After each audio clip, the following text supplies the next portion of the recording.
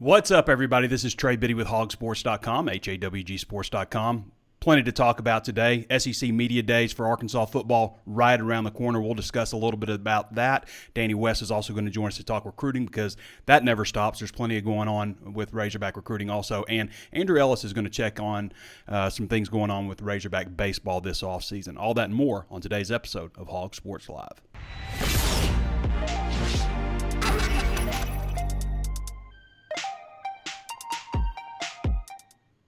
Before we get started, I want to remind you there's plenty of ways to watch and listen. You can always tune in on Facebook Live. Be sure to follow the page if you haven't done so already. Throw us a like on the video or some kind of reaction if you're enjoying it. Also available on YouTube. Throw us a thumbs up on YouTube. Subscribe to the channel. Hit the notifications bell so you're alerted anytime we upload new videos. Also available on Apple Podcasts. Throw us that 5-star review. Say something nice about the show. Let others know what to expect when they're watching it. Also available on Spotify, Stitcher, anywhere else you can think of to find your favorite podcast. HawgSports.com is just $1 right now for your first month. That's HAWGsports.com, or you can sign up for 30% off for your first year. So, two great options to get started with HawgSports.com. Okay, where do we want to start today? I mean, everything in the news is college football realignment stuff. I don't want to get into that too much because it's all just speculation about who's moving where. Geography doesn't matter anymore. It's all about the money. In fact, that's what former SEC exec and TCU AD Eric Hyman says. It starts and ends with money. He would know. He's been in the SEC. We talked about that before. I always thought it was interesting about Arkansas is a better culture fit for the Big 12. Arkansas is geographically a better fit for the Big 12. So Arkansas is the only school that's going to move because of geography and not money. Makes no sense at all. It's going to be interesting to see where all this comes out, but we're not going to spend any time on that. I mean, this is everywhere, and it's all just speculation right now. Everybody's loading up. There's going to be an AFC and NFC. So, as we were talking about the topic of today's show, SEC Media Days is coming up. Arkansas goes on Wednesday. I'll be there. I'm flying out Monday. So I guess I'll miss a good portion of Monday's stuff, but I'll be there for Tuesday, Wednesday, Thursday, and then head out of there. It's in Atlanta this year. So this is only the second time in many, many years, decades, that it's not been in Birmingham. So it's in Atlanta at the Omni Hotel and College Football Hall of Fame, kind of a split deal, two next-door events. It was there a few years ago, 2018 or something like that, I want to say, but I was there for that event. They were kind of figuring things out a little bit more, didn't have it like as ironed out as Birmingham did. You know, Radio Row was more of a radio room. You know, everybody just kind of jam-packed in there. But it'll be fun. They're going to go back to 3 players this year also. I think that's what they said. Last year it was just 2. And we always try to figure out who they're going to take. So if you think you know who they're going to take, let's hear it in the comments below. But what I think Bumper Pool is probably a shoo-in, given the fact that he's a super senior. He had 125 tackles last year. He was all SEC. He's a preseason award candidate also. Bumper Pool makes all the sense in the world, okay, from the defensive side. Offensively, maybe a little bit more questions. I think Ricky Stromberg is a good bet, being that he's a senior heading into his 4th year as a starter. You've also got Dalton Wagner, who's a super senior at right tackle heading into his 4th year as a starter. So one of those 2 guys, I think probably Stromberg, considering that he's on more preseason lists. He was an all-SEC player last year. And then unless there's some policy against bringing underclassmen, non-seniors, I think KJ Jefferson should absolutely go. And we've discussed this a little bit, but KJ makes all the sense in the world. He's a returning starter at quarterback. You know, he's being mentioned as a guy that could, you know, go pro after this year also. He's a guy that, you know, people want to talk about. So I think that those 3, Stromberg, Poole, and then KJ Jefferson. If you're bringing an offensive lineman, and nothing against offensive linemen, but people like a little more flash at these kind of events. If you're bringing an offensive lineman, you need to bring another offensive player who's a skill guy or a quarterback, in my opinion. Now, if you're not bringing an offensive lineman, bringing a skill guy, then you can bring 2 defensive players if you want. That's usually, you don't see that. Usually it's an offensive player or 2 offensive players and then 1 defensive player. So we'll see how it shakes out. It shouldn't be long before they announce that again. Arkansas goes on Wednesday this week. So this will be, I guess this will be the last show I'll do until I'm in Atlanta, and we'll do some walk and talk type of stuff after Arkansas's events, maybe a preview of that, what happened on the day, So I guess the next time you see me, I'll be doing walk and talk type stuff. So I guess we'll look forward to that. See what happens. So just with a little bit of off-season stuff, you have 2023 NFL mock drafts, and USA Today came out with a 2023 mock draft. It's very quarterback heavy in the 2 rounds, but there's another Razorback in the first round. It's not KJ Jefferson. It's going to be interesting to see how that plays out this season if he starts popping up on draft boards and stuff. But it's Jalen Catalon. USA Today didn't forget about Jalen Catalon's fantastic redshirt freshman season. Obviously injured a lot last year, but they've got him going 32nd.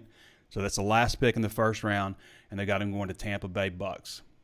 So that's the second time that I've seen Jalen Catalon on a mock draft. I saw him 25th on another one. I think maybe it was CBS. I can't remember. But second one I've seen him on a mock. I've seen him plenty of them also without him in there.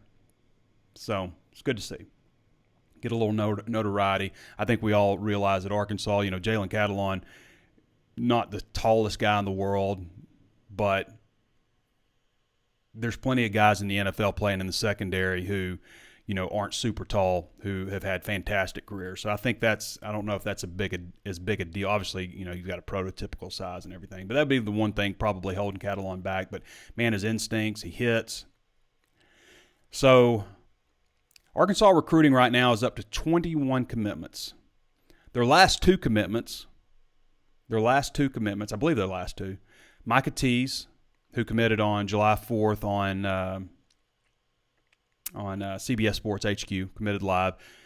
Number 152 overall prospect in the country, number 11 wide receiver. Or is he listed? He's listed as an athlete, number 11 athlete. But Micah Tease, he is the 3rd highest ranked recruit in the class. And then the latest one was a midnight commitment from Jalen Braxton late last week. Jalen Braxton, 5'11 and a half, 170, number 244 ranked prospect in the country. Previously committed to Michigan State. Braxton is the 4th highest rated commit in the class. So your last 2 commitments were 3rd and 4th. So it's not like they're just filling in gaps. They're taking guys that are extremely highly ranked, extremely coveted.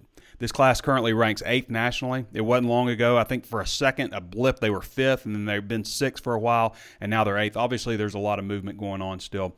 But Arkansas's recruiting class currently ranked 8th nationally.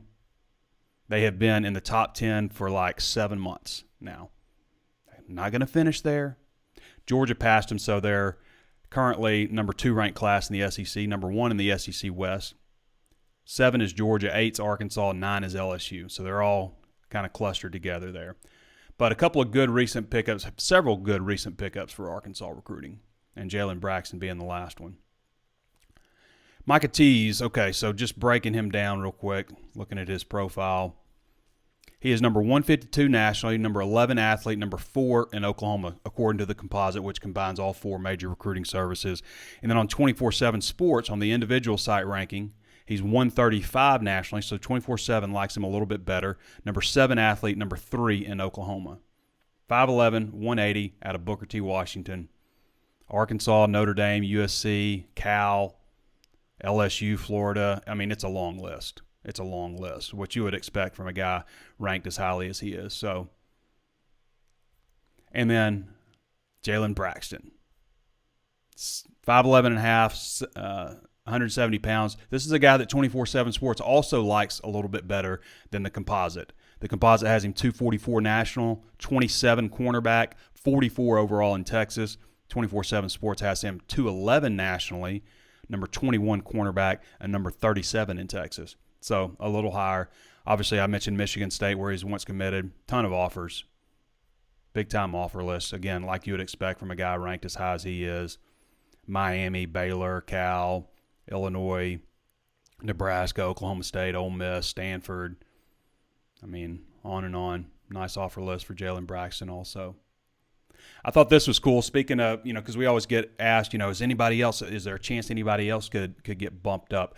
So at the Football University camp, FBU camp, Andrew Ivins was there talking, about the recruits that he saw, and they name a top dog for offense and defense. The top dog on offense was Isaiah Augustov. Now, he says Isaiah Augustov Danny says Isaiah Augustave. It's a tough name. We got to get clarification on that one. But according to Andrew Ivins, who's our national recruiting director, one of the national recruiting analysts, he says that they've been in serious talks about moving him to inside the top 24/7, inside the top 247 prospects in the country. So right now on 24/7 Sports, he is the highest ranked non-4-star running back. I think he's 18th or 19th nationally at his position. So it sounds like he's about to receive a pretty big boost in the rankings. They really, really liked him.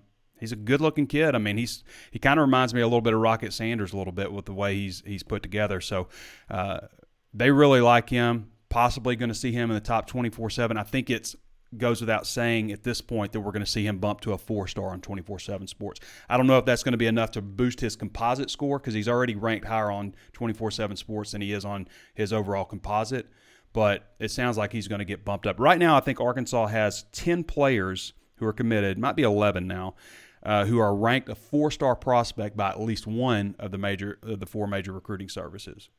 Okay, I think it's just 7 on the composites because you got some people who think they're higher, some people who think they're lower, brings their score down. Malachi Singleton, who was named one of the Elite 11 among 20 of the top quarterback prospects in the country at the Elite 11 last week or the week before. Time's been flying this summer. Been having fun. It's about to end. As soon as SEC Media Days gets here, it all changes. So Malachi Singleton, there was a list, just about the top quarterback prospects in the country, and this is just about how some of them fit in with the schemes. So this is what it says about Arkansas and Malachi Singleton. Scheme fit and skill meet with this guy headed to Fayetteville. Singleton is an excellent fit from a combination of both run and pass ability, allows Sam Pittman and his staff to continue to push the envelope of where they can take the offense. He is a developing passer with good touch on his deep throws. As he develops in the intermediate pass attacks, this will give him more value to his game. And he's got a new wide receiver commit in Micah Tease. He's got plenty of tight end options, which I think they could end up like splitting some of those guys out wide. They just got too much talent at tight end with those guys. I wrote a recent article on Sam Pittman, just how the parents are, just kind of falling head over heels for Sam Pittman, and which we knew. I mean, we knew when Sam Pittman was hired, it was like, okay, he's going to win the parents over. He's going to win these recruits over. So there was a thread started by Nicholas Thomas Smith, who's a former Razorback linebacker, the earlier part of the last day, 2013, I think was his freshman year. But he says in his tweet, I know Arkansas commits probably love Arkansas and the coaching staff, but I just know Pittman is winning over moms left and right. So that that caused a reply from Margaret Whitmore Singleton, who is Malachi Singleton's mother. And she said, he took a diehard Gator fan and made me a born-again Razorback. I'm trusting him with my QB. And then Stacy Fargo who is Luke and Dylan Haz's mother, says, I am trusting him with your quarterback too.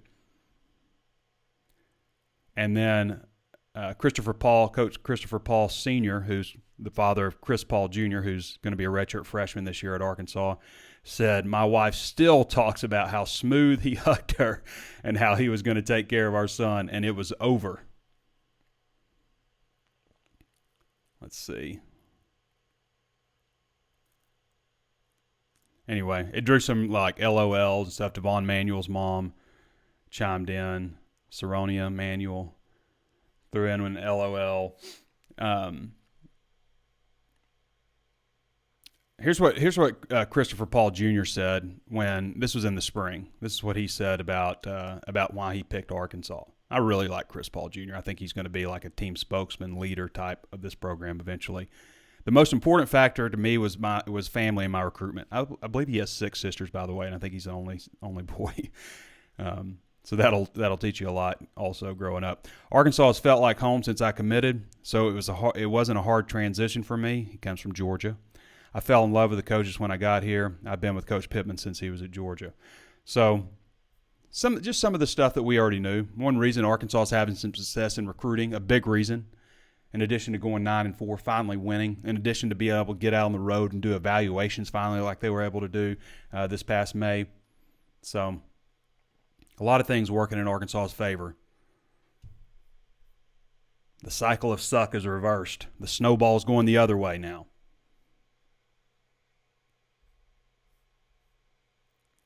All right. Danny West time. Andrew, if you're watching, we're going to get you in a little bit. We had a little bit of issue with Facebook, so the show is a little slower going. For those of you who don't follow Danny West, you can follow him at DannyWest247.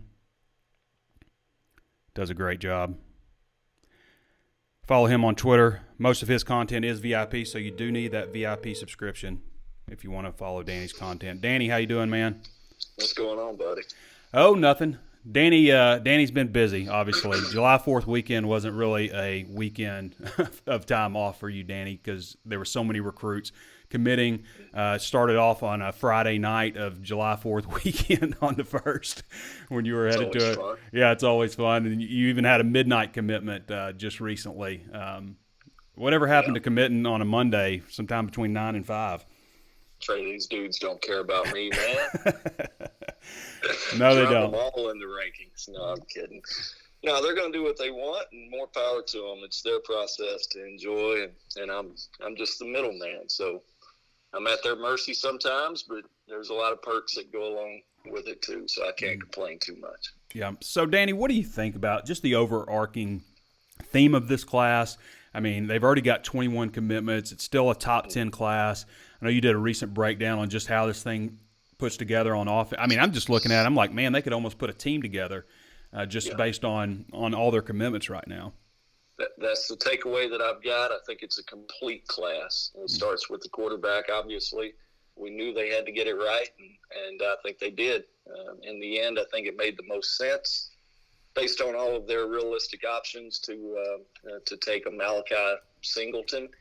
And it kind of starts there, and then you look at the running back spot. I will say this as an overarching theme: they swung for the fences. Did they get all of their top targets? No, nobody does, except a handful of schools maybe. But the gap after missing on their top priorities is not that great to the guys they went to next. I mean, you look at it, Isaiah Augustave.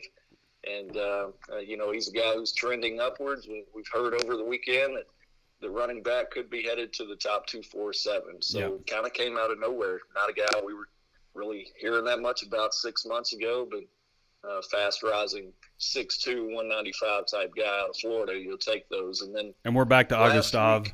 Augustave. Yeah, that's what I'm going with as of today. I heard Andrew Ivins. I saw the video. That's how he pronounced it. So. Yep. So that's what I'm going with as well. And then, of course, we can just run down the list here by position on offense. That's what I kind of just sat up last night and wrote about. And I'll get to the defense. That story will go out tomorrow, my thoughts on the defense. But wide receiver was a really big position in this year's class. It kind of reached a point there for a little bit where I was beginning to wonder who they might come away with.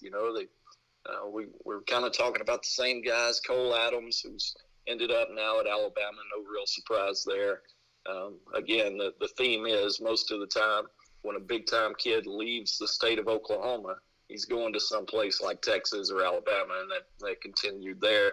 And then Joshua Manning, I'm big on history and trends in recruiting, and I've just never seen Arkansas do that well with wideouts in Missouri. So, he's still up in the air. I think they still got, have a pretty good shot at him. But Micah Tease was really the guy that I said, if they could somehow get him, boy, what a complete offensive class they're going to end up with.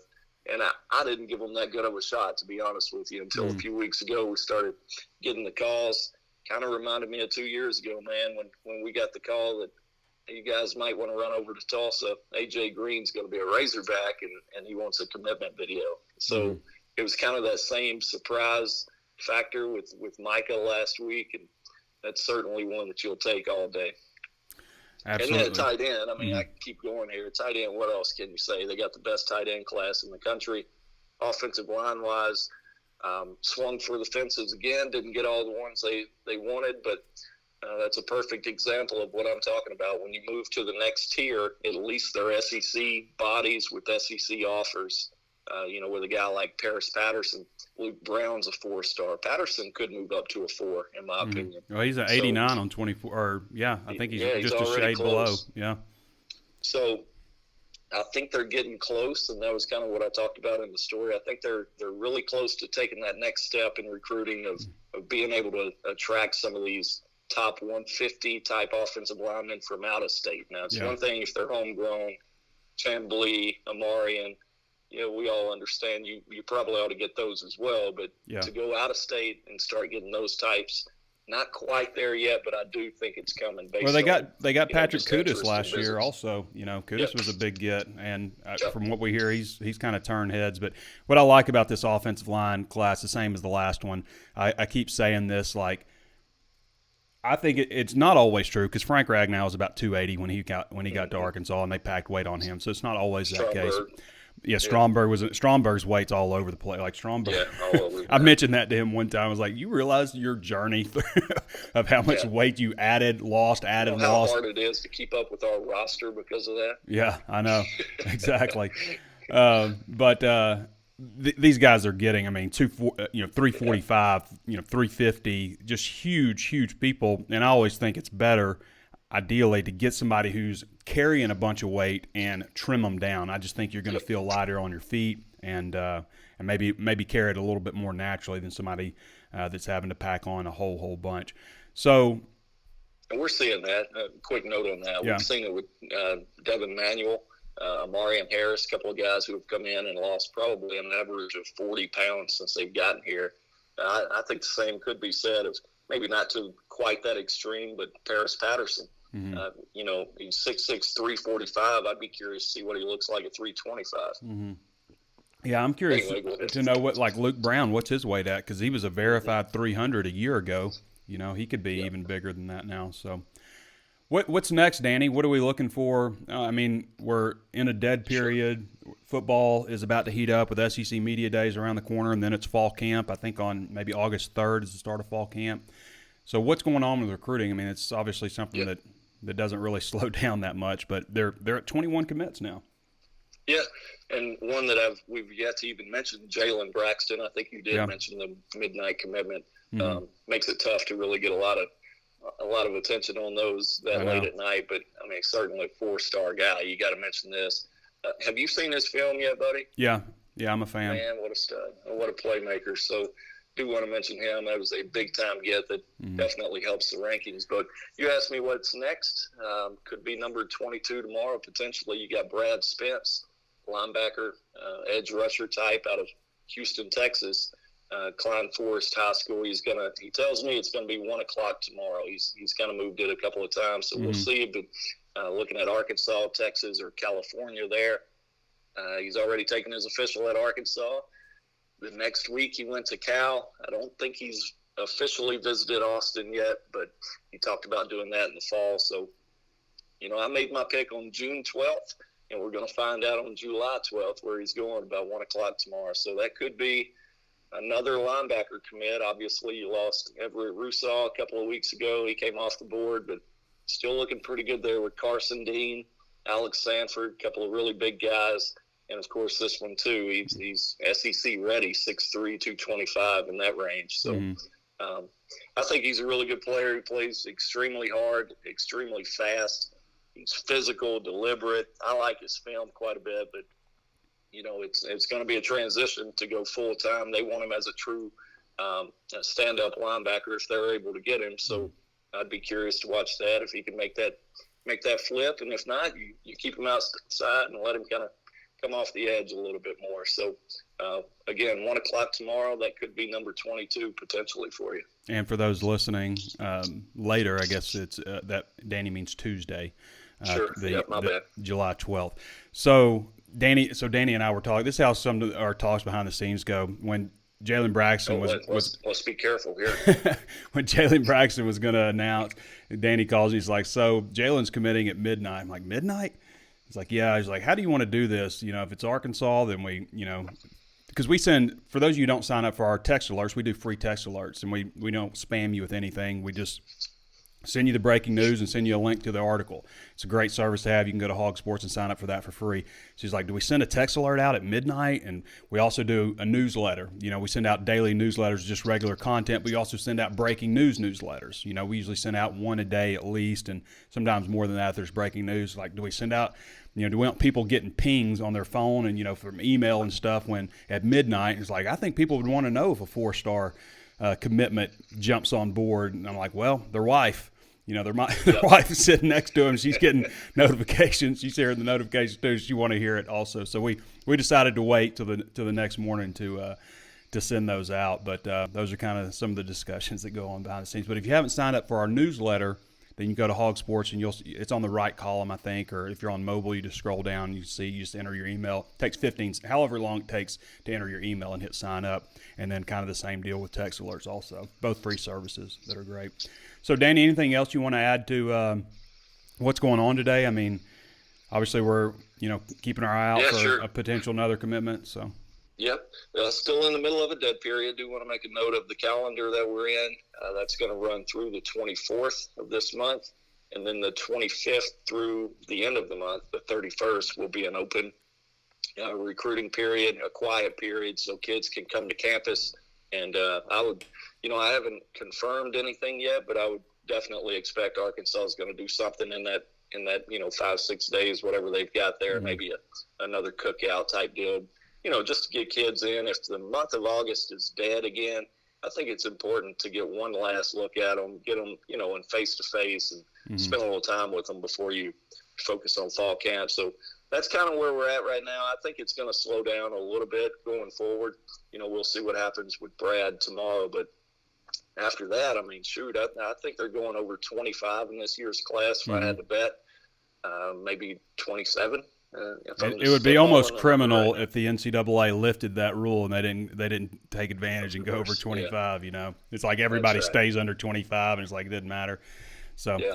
But if you hit 22 tomorrow, I mean, shoot, you got 5 spots left. Still looking, maybe a couple, maybe a defensive lineman, maybe another wideout. You've got one, but plenty of depth on campus. So I think you could afford to be picky from there. And then, of course, we'll start talking transfer portal at some point again. You want to always have a few spots left for that. Well, heck, Danny, at August 1st, also, you can finally send out scholarship offers that are written. That's right. Yeah. Yep. All right, brother. What a treat. All right, man. All right, appreciate you. Well, yeah. All right, everybody, that's Danny West. Again, follow Danny at DannyWest247. And what a tremendous job Danny has done with us for the last, I don't even know, I have to go back and count. I think he's been with us since 2010. I mean, he was on on our message board well beyond that, just as a regular poster. And, started in journalism school at the U of A, started interning with us, and, has not looked up since, I guess I should say. All right, we're going to go to Andrew Ellis. For those of you who don't follow Andrew Ellis, Andrew is the newest member of HawgSports.com staff. He has been interned with us for the last year, and it's hard to find good people. And, when the summer came up and we were in a position due to our tremendous – oh, by the way, I wanted to mention, thanks everybody who took advantage of our recent promotion, the 2 months for $1 deal. It was a huge success. We did not win, unfortunately. We finished second in the country. Miami finished first, so we finished second in the country. But that's pretty notable for, again, Arkansas, a market people don't look at and say they should be second in the country in anything. But we usually win it, but we finished second this year, so I'll take it, I guess. But I appreciate all of you guys taking advantage, and I know that you're enjoying some of the off-season content we have, and it's really about to pick up with everything else. Andrew wrote a recent article about pro hogs in the NBA. Go check it out at HawgSports.com. I thought, Isaiah Joe just recently had a game-winning shot. He's got all the tweets with the video and stuff like that up there. Moses Moody in his first game had 34 points, 5 rebounds, and 2 blocks. He's got their averages. Moody through 3 games right now is 18.7 points, 2.7 rebounds, 2 assists, a steal, 1.7 blocks. And, got all his stats up there. Isaiah Joe, Stanley Amude, who's with Detroit, 12 points in 1 game. Justin Smith, J.D. Notte. J.D. Notte has played 1 game. He's got 3 points. Jalen Williams, Dusty Hannas, all those guys. So be sure to go check out that article. fun read from Andrew Ellis. Curtis Wilkerson, by the way, right now is in Virginia. He's taking a little time off. He's planning wedding stuff, so right on the horizon. And I think we're going to have time for Keith Grayson also. Keith has got a lot of good news lately. We're gonna share some of that too. So we'll get with Keith here in a little bit. But let's go to Andrew Ellis.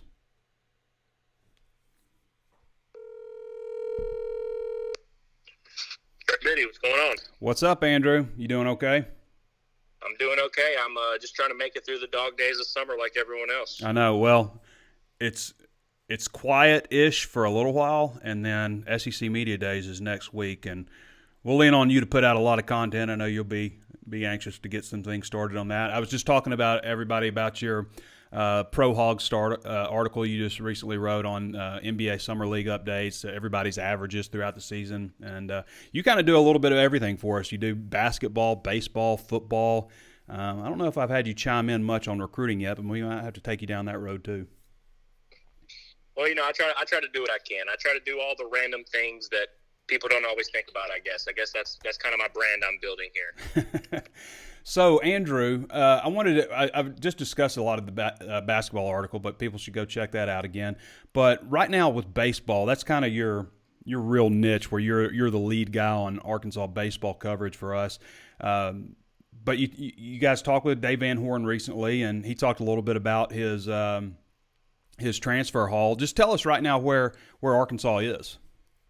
Well, so it's interesting. So Arkansas' season obviously ended very late, later than most teams, because they were, playing for a chance for the national championship, which kind of put them behind the eight ball a little bit in terms of getting their transfer and getting their roster built. And things are always a little bit weird this time of year because you have the MLB draft coming up, and you don't really have a good idea of who all is going to be back on your team, who all is leaving, and things like that. But there's a very real chance that, depending on how the draft shakes out, Arkansas could be replacing 8 starters from the lineup. Yeah. And so I think when fans realized that kind of put a little panic in the streets. People were kind of wondering, how's Arkansas going to piece this together? And the one misconception is Arkansas has 10 JUCO transfers committed. And I believe that some people think that that's all they have and that they're going to need all these guys to start. And, they're relying on a bunch of guys that nobody's ever heard of. And what are we going to do? But the reality is that this coaching staff is smarter than all of us, and they had these things figured out, and they had some contingency plans, and we're kind of starting to see that come together a little bit. They just got a huge commitment from a guy named Jordan Sprinkle from UC Santa Barbara, who at one point was considered possibly a first-round talent, but he's a guy that is a little bit of a draft risk. He could see his name called next week in the MLB draft, could sign, but if he makes it to campus, that's a big-time player. They got an outfielder, Tavian Josenberger, who they're hoping might play center field for them next year. He's played 2 years, a lot of experience, a lot of versatility, a lot of speed.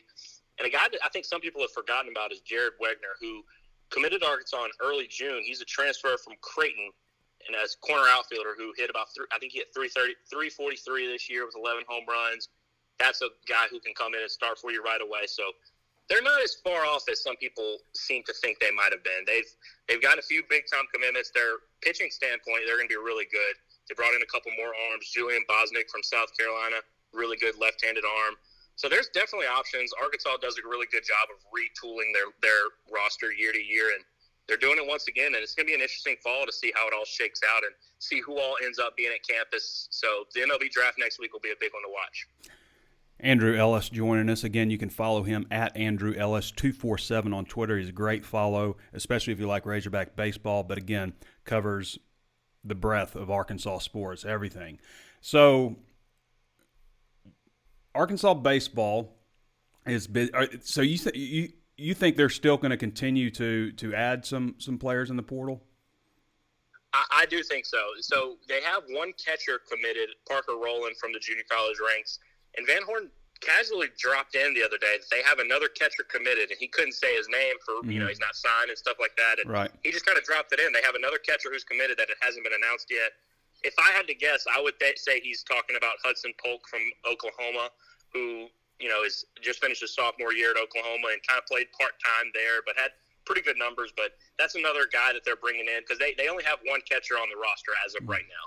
So they're going to need at least one more of those, and that could be a big addition for them. But there's also another guy, Paul Skeens, who is at Air Force, and he's arguably the most coveted transfer left on the market. He's a two-way player who hit over 300, 13 home runs as a catcher, big-time throwing arm. Also was their Friday night starter. He has big-time stuff. He played with Team USA with Brady Tygart and Hagen Smith, so perhaps there was some recruiting there. And he's kind of the biggest chess piece left on the board. A lot of people seem to think he's choosing between Arkansas and Mississippi State. So they get him. That adds another big-time catcher to the list. And I think they might just have a few other guys to round out the roster. But honestly, they have a lot of options, and they're in a pretty good spot. And we'll see after the MLB draft just how good of shape they're in. But as of right now, things look pretty good, and I think there's room to add a little bit more. So the draft is the 17th through the 19th, and I feel like in the past, hasn't it been like just right in the middle of the College World Series? Do they move it back a little bit? Well, so typically, a couple years ago, before COVID, it was the weekend that they finished up regionals. So you would literally have teams, you'd have players that are playing in a regional final and then finding out after the game that they were drafted in the second round. So it was always a little weird. And now they've swung it the other way to where now it's the same weekend as the MLB All-Star Game, which Dave Van Horn was very openly against that in his press conference the other day. He doesn't like it at all. He thinks that it's stupid and that they're only doing it for the MLB owners who think it's cool and they should have the draft earlier in the year because, I mean, think about it. So the draft is the draft finishes up on July 19th. For the next 3 weeks after that, you have the guys negotiating with teams depending on whether or not they're going to sign. You don't really know for sure until about early August. And then all of a sudden it's time for fall year classes to start. So it's like you kind of have to have your roster set on the fly a little bit. Yeah. And that's why I think a lot of college coaches have been frustrated with it. They were frustrated with it when they were having their draft taking place during games, but now it's gone too far back, and there's kind of they're looking for a little middle ground there. So we'll see how it shakes out. And actually, the draft being pushed back is the reason why Caden Wallace is draft eligible this year, because if it were at its normal time, he wouldn't have been 21 in time. He would still have to come back another year of school.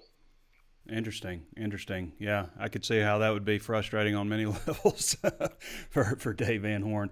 So, Andrew, I want to ask you real quick. SEC Media Days is coming up, and obviously we're going to look at you for a lot of the content that we produce at HawgSports.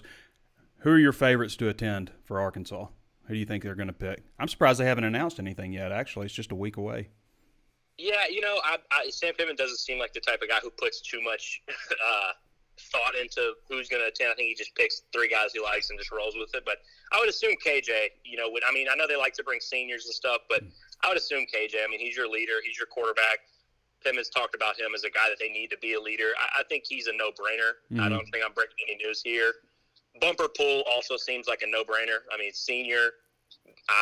Has he been a captain? I'm not sure if he's been a captain yet, but, been a big leader for Arkansas over the last few years. That seems like an obvious choice to me. And then maybe one of your offensive linemen, maybe they take someone like Dalton Wagner, who's been around forever.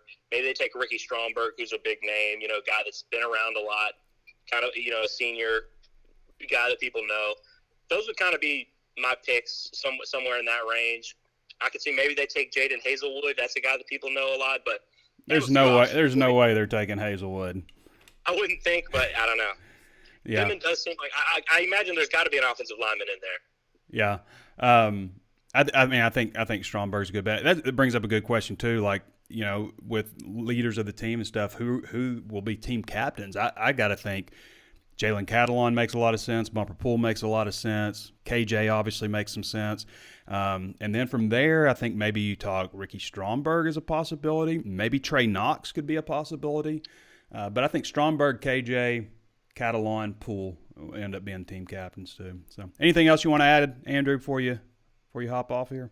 I think I'm all good. Just tune in to us at HawgSports. Follow me on Twitter. All the things Trey said, I'm all good. All right, man. All right, appreciate you, Andrew.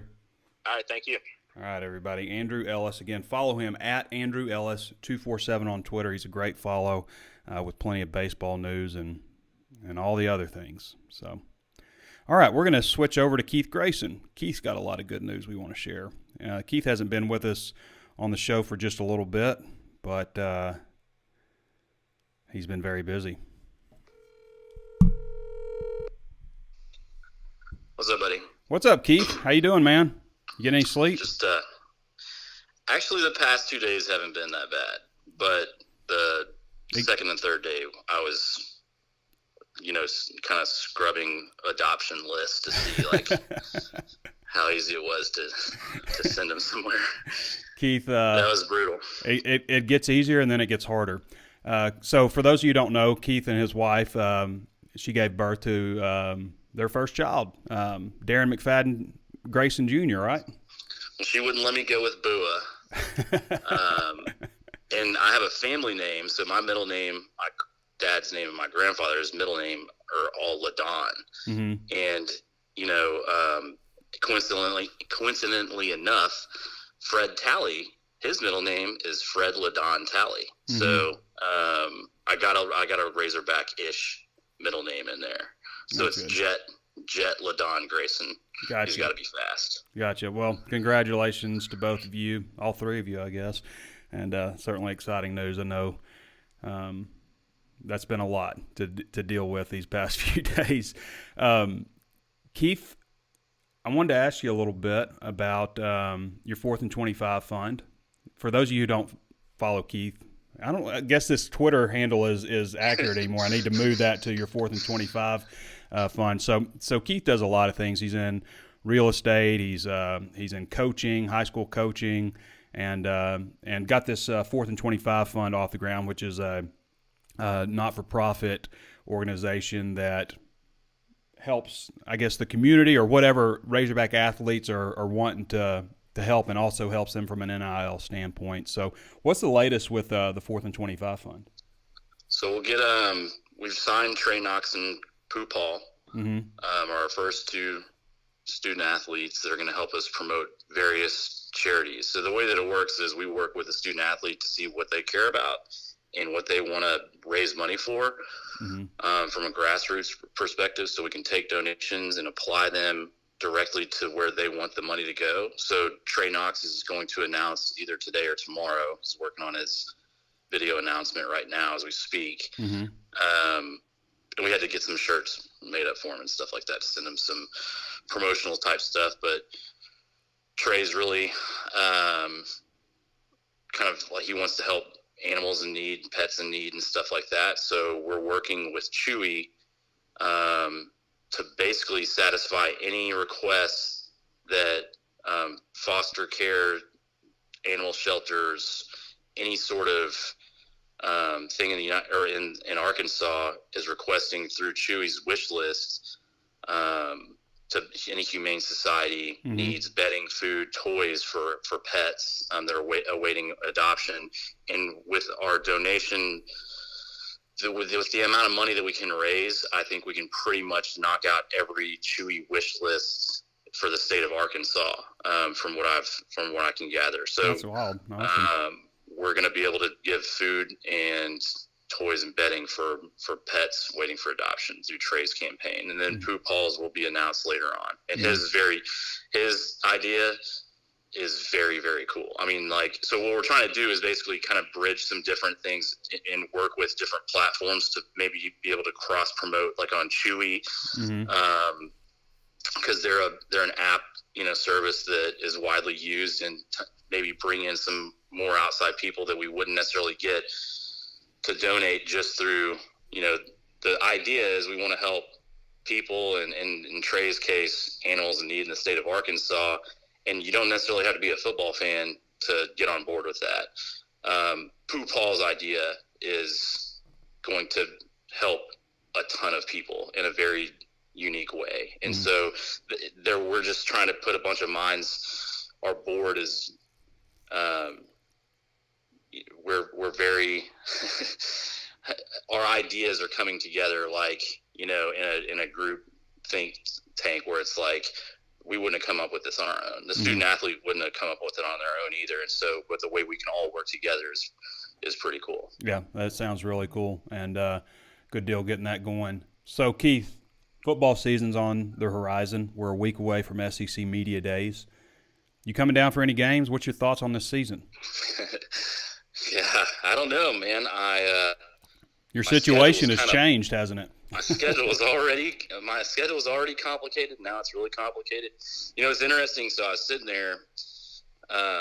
We're in the delivery room, and we're kind of talking about how we can do all this. And there's a shift change, and so the night crew changed over to the morning crew, and they don't know the morning crew doesn't know anything about what's going on. They walk in, they're like, well, you're close. Like, we got to get this thing going. You know, so I just want you to envision, like, I got a leg in my hand, right? And so I'm involved with the process. And the doctor looks up and she's like, all right, we're ready to go. And she's like, oh, you're from Arkansas? And I'm wearing an Arkansas Razorback shirt. And I'm like, yeah. And the other nurse is like, I'm from Arkansas too. So we have 3 people there from Arkansas. And so we do a 1, 2, 3 push, 1, 2, 3 push. And they're like, so do you make it back for any games? And I'm like, well, I don't know. And we're having like a casual conversation telling them about the Texas game. I'm like, well, she was pregnant at the Missouri game, but we couldn't tell anybody. Yeah. So we got back for 2 games last year. And like, how's that going to work? And they're like, oh, hang on. Yeah. 1, 2, 3 push, 1, 2, 3 push, 1, 2, 3 push. I'm watching my son come into the world. Yeah. And they're like, so were you at the Texas game? And I'm like, oh, funny story. We got to storm the field, and it's just like she cannot escape the Arkansas football program just for the delivery of our son. This is like the kind of conversation you have with a doctor as they're putting you under anesthesia, you know? Like this is like, just start talking about something, then that you realize that's the last thing you said, and then you woke up. Yeah, it was very, very surreal. Yeah. So Arkansas is everywhere. The doctor was from Batesville, and the nurse was from Helena. So it was very cool. But I don't know what that does for what the new situation does for our schedule. And, you know, I'm coaching a lot too. So yeah, our season starts late and ends late. So I want to make it in for the Bama game, but that's going to be like a Saturday morning flight. Yeah. Our bye week this year is at the BYU game. Mm-hmm. And so I could possibly make it up for that. That's what I was thinking. That's not an awful trip for you from Phoenix. No, but it's also my wife's birthday, so I don't know how much she's going to want to go up and watch a football game for her birthday. Mm-hmm. Yeah. So we'll see how it works out. In the bowl game, for sure, we'll be at that. But really interested to see how the season's going to go, because I'm, theoretically, we only get better, right? I mean, mm-hmm. Everybody's a year older, and KJ's still got people doubting him, and all that's kind of fueling the same fire. I mean, we're still an underdog. Nothing's changed really. I've seen some people say that we're going to finish second in the West, but in the same vein, they also say that KJ Jefferson's not going to be drafted. So, and this is a big year for him to try and prove himself.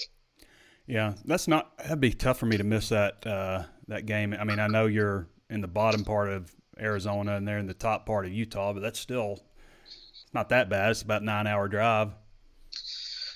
I don't like the game either. It falls in an awful – I cannot believe that they scheduled that game at that time, like right after you play Alabama, Texas A&M, Mississippi State, and right before a bye week before Auburn. I mean, it's just a terrible spot. And they're always so tough and well coached. And thank God that, Eric Mateos was out there, and he was their offensive line coach, and they were just beasts. Yeah. And so he went to Baylor, and thank God we don't have to face his offensive line. But they're always, they were playing a bunch of 28-year-olds. Yeah. Yeah. So that's how that works. Maybe not quite that old, but definitely a more mature team. All right, Keith. Well, congratulations to you and your little family starting up, man. It's awesome news, and we love hearing what you're doing with the 4th and 25 fund. And I don't know, maybe we'll see you soon, but I know you got a lot on your plate. Everything's changed, hasn't it? Trying to kind of take it in stride, but still, I'm not one to sit around. And so this past week has been. It's Monday morning, and I've already, I'm already got other things going for the day, and it's just not. I cannot sit around the house, and I'm not good at that. So I gotta try to get back to it and take it, one step at a time. But I'm really interested. Can you find out too? I want to see how they're gonna use Drew Sanders. I know you're gonna get some access to people pretty soon, but.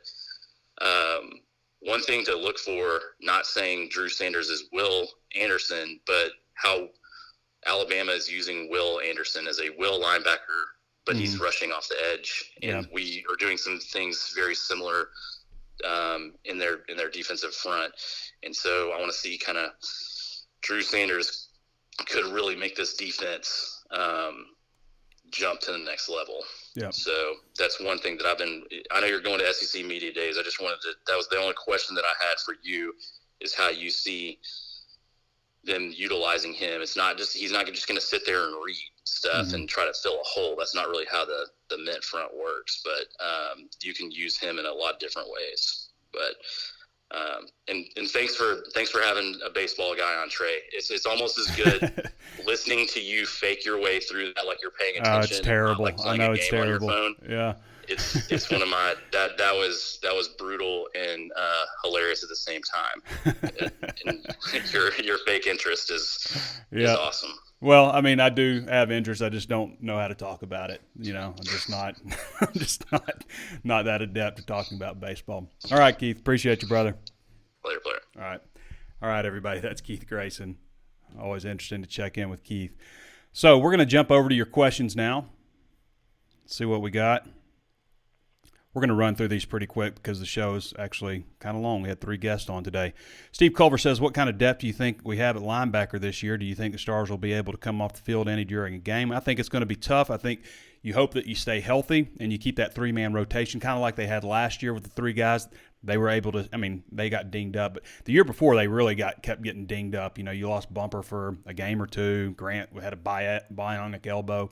But last year, you were able to keep those guys pretty healthy, rotating them, and so I think that's got to be the hope this year, because really we're thinking there's 3 linebackers that you feel pretty good. And Pooh Paul, I think, is more of a projection. You don't know that you feel good about him because he's just a redshirt freshman.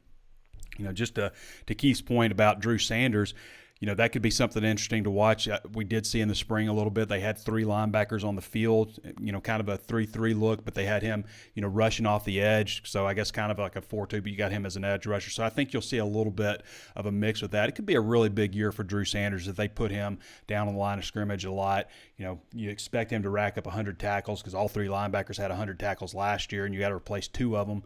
And then, if you put him out on the edge to get a pass rush from here, here and there, he could rack up some sacks. He could end up having a pretty nice year.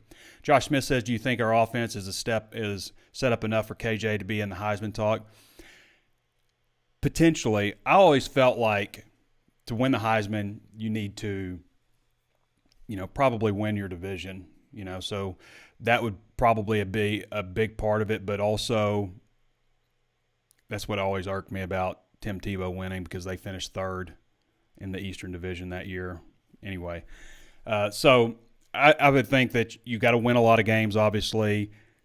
Do similar what you did rushing the ball last year, but probably need to tick up the passing yardage. If he ticks up the passing yardage and everything else stays the same, his completion percentage was strong last year. His quarterback rating was strong last year. If you tick up the yardage, win some more games, then I think the offense can be in a situation and kind of keep the rushing yards about the same. Keith Grayson says, I just woke up. We could hear it in your voice, Keith. Appreciate you joining us. All right. Jake Belk says, Trey, how comfortable do you feel with Hornsby as our solidified backup? I love the athleticism, don't get me wrong, but quite frankly, I'm nervous as hell every time he takes a snap. Well, it depends on the situation. We've seen Malik Hornsby come in a couple of times and keep on. I mean, Texas A&M, he played a significant amount of the game. Penn State, he played a significant amount of the game. The situation in both of those is Arkansas had a lead. So do I feel comfortable about Malik Hornsby coming in with a lead? Yes, I would feel comfortable about that because I know that he can run the ball, help milk clock, shorten the game, all those kinds of things. If Arkansas has to come back with him, I don't know, that might make me a little bit more nervous. I know that, so a misconception about Malik, he can throw the ball, he's got a really strong arm, and he can be accurate. The thing that I've noticed sometimes is his decision-making, like where to go with the ball, how hard to throw the ball. I mean, he's got a big arm, but sometimes there's, we all know there's times where, hey, make sure it's a catchable ball. Make sure they can catch it. And there's times, it's a 10-yard pass and he's just whoosh, just as hard as he can, sometimes nose down. Like, that's a hard ball to catch. So, I think there's some things like that. And I think it'll continue to come with his development. But not having an arm is not a problem. Not having arm strength or accuracy, those things aren't the problem. It's just, when to throw the ball with touch, and the decision to make with the ball. But if Arkansas has to protect the lead and they put Malik Hornsby in, I feel comfortable with that lead. Mark Dello says, wonder if the media is going to stoke up the Saban-Jimbo feud at media days. Absolutely. Why would you not? We all want to see that, right? Landon Montgomery says we win the Natty if we get past Bama on October 1st. It's real this year, guys. We have a legit shot, first time since 2010. I think they have a shot against Alabama. I can't pick them to beat Alabama, but I think they have a shot. It's at Fayetteville. They played well against them last year. They're not going to overlook Arkansas by any means this year. Landon also says, just lie to me, Trey. What percentage you give the Hogs to play for the Natty? I don't know. Not a strong percentage. I mean, we look at the teams that have been to the college football playoffs. It's for the most part the same teams, give or take a few years of a Cincinnati or a Washington. But there's a lot of Clemson, Georgia, Alabama, Ohio State in that mix, isn't there? Dustin Hoofman says more about how you coach the talent when they get on campus and they embrace the culture. 5 stars don't always pan out. 5 stars don't matter if you don't have the right culture, you don't have the right team atmosphere. You got to have that. You got to have that, and then all that stuff will matter. Dennis Mitchell says Arkansas recruiting rank is as strong as it's been in recent memory, but will drop before recruiting wraps up as other teams finish their class. Do you expect the class to remain the best class in recent memory when the dust settles? So looking back, if you took the class the way it is right now and placed it last year, Arkansas would be ranked, I believe, 19th. If you placed it in the year before that, just finished, not adding any more players to everybody else's finished class, Arkansas would have been 18th. So they're right now in position to be a top 20 class. I think that's the first time ever with the composite rankings that could be very well be the case. Potentially a top 15 class. There is a potential for that. So that's territory Arkansas hasn't been in before. They have been ranked like in the top 20 before, like when I was at Rivals one year, 2010, I think. They were, or maybe it was 2009. They were 16th nationally, but when you take everybody, the composite, I don't think they've been higher than 20th. All right, a lot of guesses for SEC Media Days, a lot of the same names, Catalon, Poole, KJ, Stromberg. Those tend to be the top 4 names. Those are all the only names that anybody's saying. All right, everybody. Thanks for joining us today. Been a good show, been an enjoyable show, had a lot of guests. And like I said, next time I join you, it will be from SEC Media Days. We'll do a little walk and talk style show then. And I just want to thank Danny West for joining us, updating us on the latest recruiting news. Follow him at Danny West 247, does a tremendous job. Andrew Ellis at Andrew Ellis 247, again, does a great job. And then, of course, Keith Grayson, all the information he provides with this 4th and 25 fund. And certainly congratulations to him and his family on their newborn. All right, one more time before we leave you, I want to remind you, plenty of ways to watch and listen. First of all, sign up if you haven't done so. Sign up for HawgSports at $1 for your first month or 30% off your first year. 2 great ways to get in. Sign up for our email newsletter if you haven't done so already. We're going to send you mostly free content. We'll sprinkle in some VIP articles, but a large majority of the content you get from our newsletter will be free articles. Okay, that's just kind of how we do it. Same thing with our Facebook page. Be sure to follow the Facebook page. We put just free content on our Facebook page. If you want the VIP stuff, then you need to sign up for the dollar deal. Okay. Also, our text alerts, great way to get information on breaking news. We don't spam anything on our text alerts or anything. It is literally just breaking news. Sometimes there'll be several days without, sometimes weeks will go by without a text alert. But if there's a commitment, if there's some big scheduling news, if there's some other crazy stuff happening, then we will send you a breaking news text alerts and send a link back for more information on the article. But we don't even tease those. We just tell you what happened, and you can click the article. So that's just kind of the setup we have there. So if you haven't signed up, go ahead and sign up for all of those things, including the VIP subscription.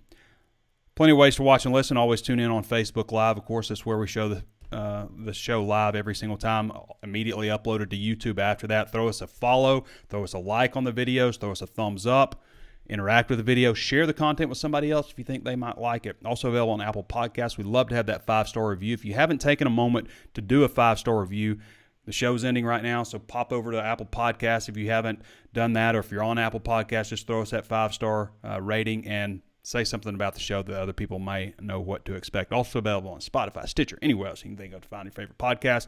Next time I'll be with you walking around outside the College Football Hall of Fame at SEC Media Days. All right, everybody. Thanks for joining me. This has been Trey Biddy with HawgSports.com, and we'll catch you next time.